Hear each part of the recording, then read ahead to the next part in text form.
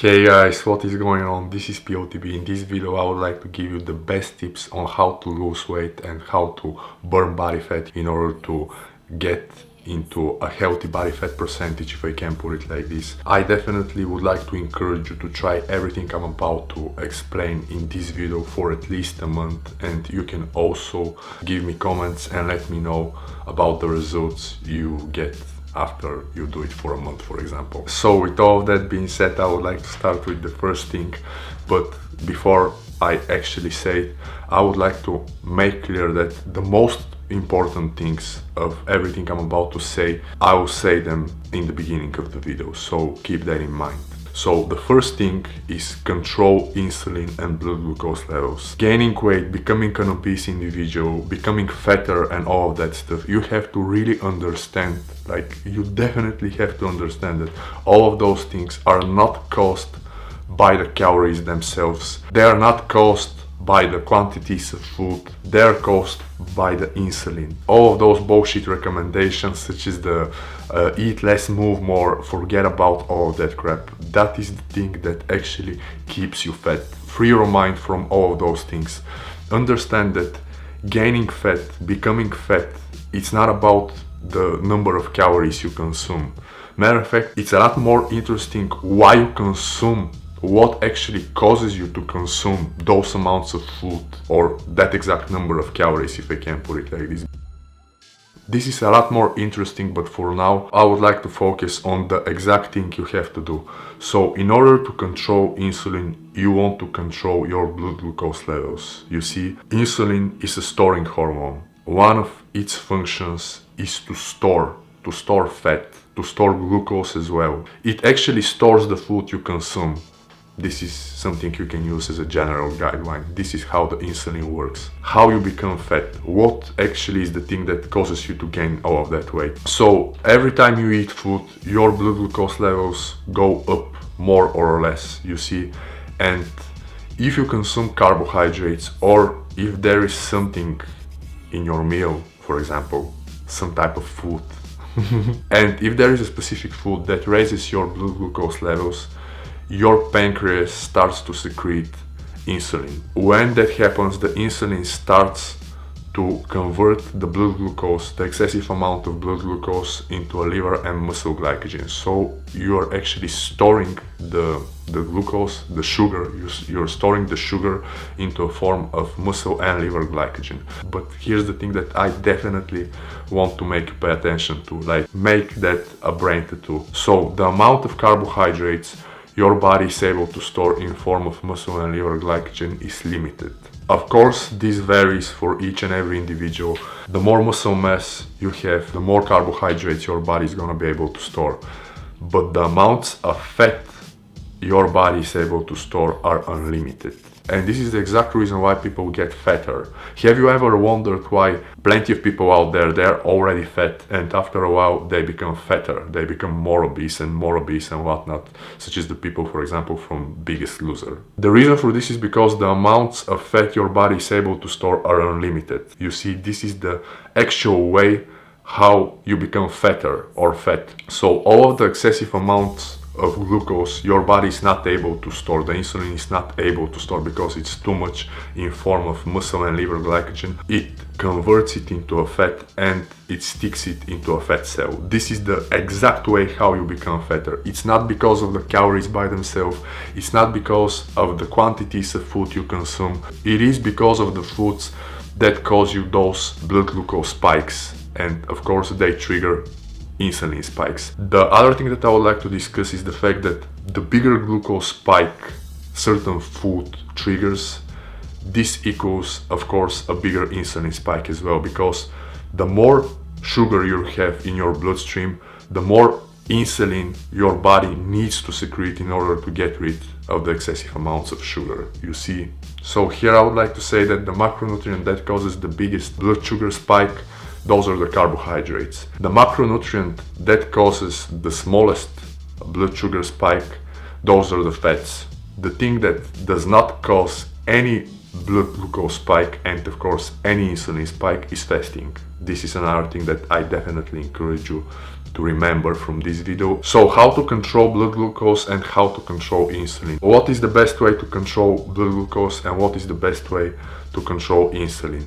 Apply an intermittent fasting protocol to a high-fat, low-carb paleo diet or to a straight ketogenic diet. That is the best way to control blood glucose and insulin. Here I would like to also say this as an addition, because this is most definitely true. Not all of the carbohydrates are created equal. The vegetables, the spinach, the green leafy vegetables, the fibrous vegetables especially, but most of the vegetables as a general guideline, such as some tubers, squash, yams, sweet potatoes, different types of sweet potatoes, they will most definitely not produce that much of a blood glucose spike. The other thing that I would like to point out is the fact that, of course, we are all different and our bodies respond differently to different things. So, for example, in order to reduce the blood glucose spike, plenty of people use this approach of hacking the carbohydrates. This is most commonly used for different types of high quality white rice. For example, basmati rice, of course, jasmine rice,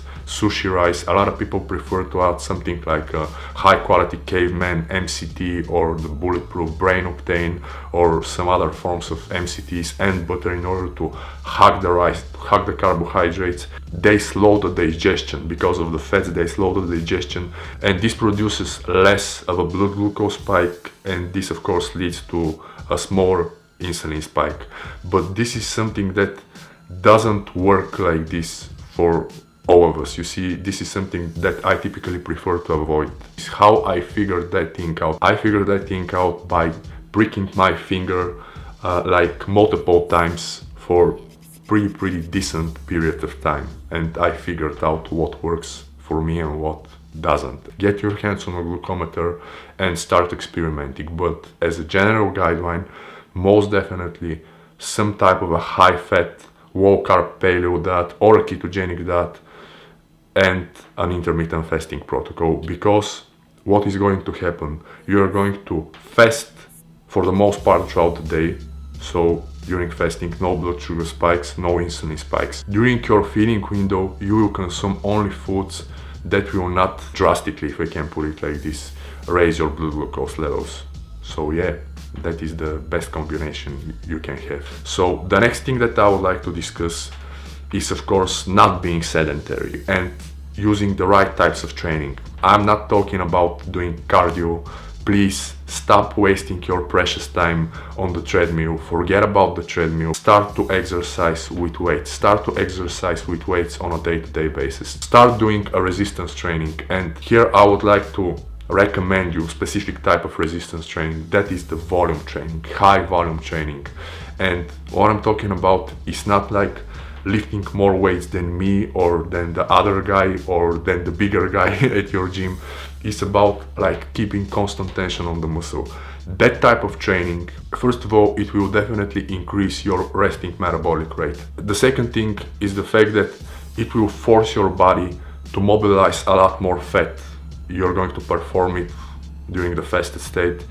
The other thing that is hell of a benefit is the fact that it will throw all of the available nutrients that floating in your bloodstream into your muscle cell. Basically, it will force your body to utilize the foods from your feeding window a lot more effectively. It will make you gain muscle and not fat, and this is like the ultimate reason, if I can put it like this, why people do volume training. That is, of course, bodybuilding type of training, hypertrophy training, if I can put it like this. But the more muscle mass, this is the next thing actually. The first thing is controlling blood glucose and insulin. The second thing is the right types of training, preferably volume training. The third thing is have more muscle mass. This is extremely important.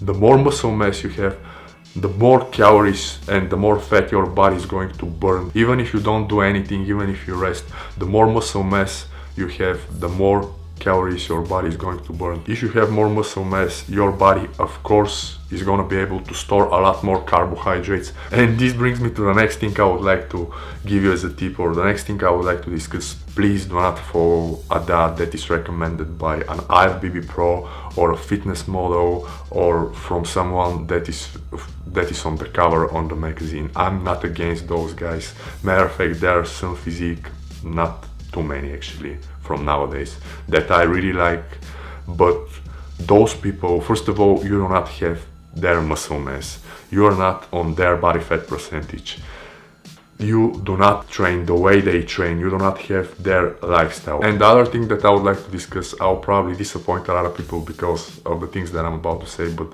this is the harsh reality and I definitely encourage you to accept it. Those people, all those models, IFBB pros and whatnot, they're on all kinds of gear, you see.